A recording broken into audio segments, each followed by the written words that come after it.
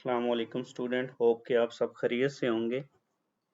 Student, आज हम discuss करने जा रहे हैं चैप्टर नंबर 2 वेक्टर्स की एक्सरसाइज के एमसीक्यूज डिटेल सॉल्यूशन के साथ।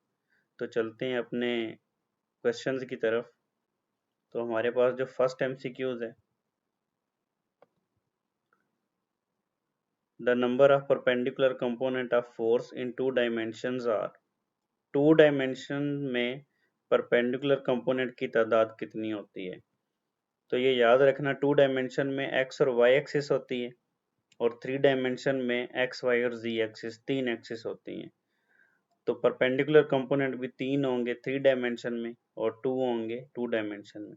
तो बी हमारे पास आंसर है। टू डायमेंशन में टू परपेंडिकुलर कंपोनेंट होते हैं। नेक्स्ट क्वेश्चन, जे क्रॉस आई किसके बराबर है? 0 के, 1 के, यूनिट वेक्टर के या माइनस यूनिट वेक्टर के?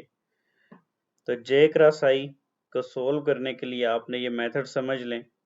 आपके पास अगर आई जे और के है, यानी एक्स वाई जी एक्सिस है आपके पास, तो आपने इसकी जो क्रॉस प्रोडक्ट है उसको एंटी क्लॉकवाइज याद रखना है। अगर आई जे से क्रॉस प्रोडक्ट होता है तो आंसर क्या आएगा? के।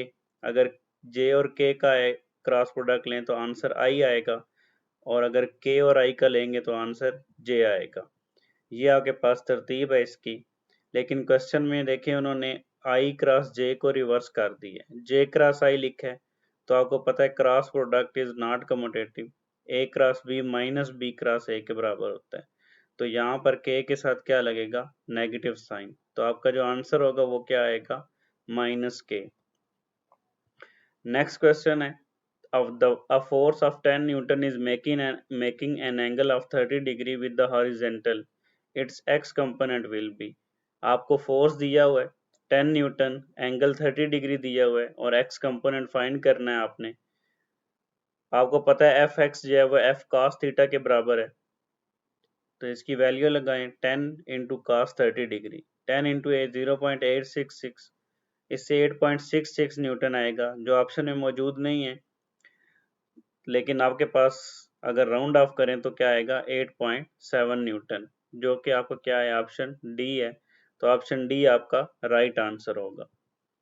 क्वेश्चन 4 है, if two forces of magnitude 3 Newton and 4 Newton are acting at right angle to each other, then their resultant force will be। अगर दो फोर्सेस हैं, एक की मैग्नीट्यूड 3 न्यूटन है और दूसरे का 4 न्यूटन है, F1 और F2 गिवन है आपको, और आपसे कहा जाता है कि इसका रिजल्टेंट फाइंड करें।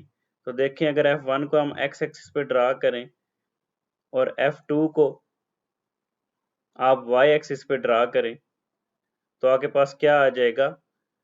इन दोनों के दरमियान एंगल 90 डिग्री आ जाएगा। लेकिन अगर आपने इसका रिजल्टेंट फाइंड करना है तो आपको इसको हेड टू टेल रूल से ऐड करना पड़ेगा।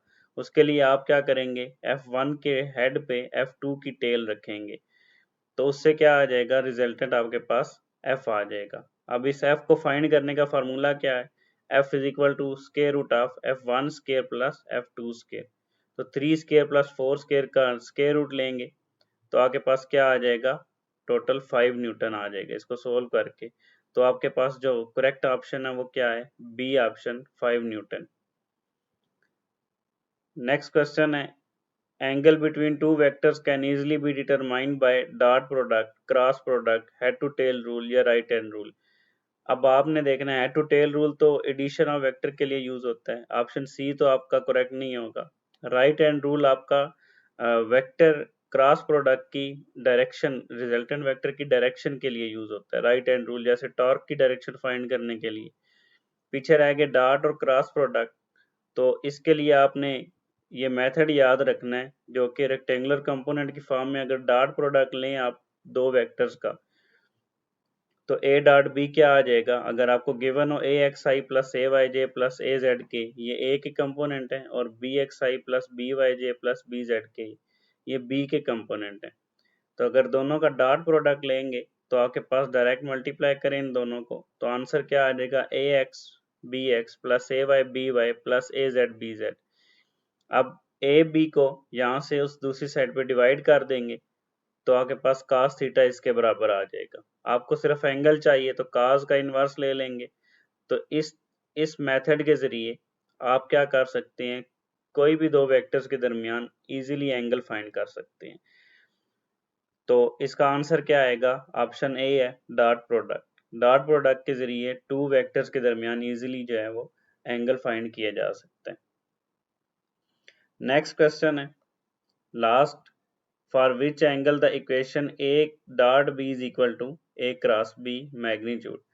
ए डॉट बी का मैग्नीट्यूड ए क्रॉस बी के मैग्नीट्यूड के बराबर कब होता है, किस एंगल पे होता है।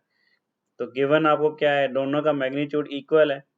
फाइंड क्या करना है कि किस एंगल पे ये एक्सप्रेशन ट्रू होगी।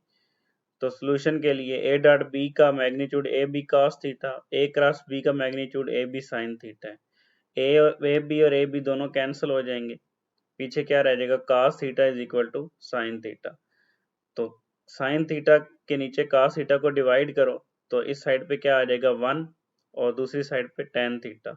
आपको एंगल चाहिए तो tan इनवर्स 1 ले ले, तो इससे क्या आ जाएगा 45 डिग्री। तो ऑप्शन बी जो है ये आपका राइट आंसर है।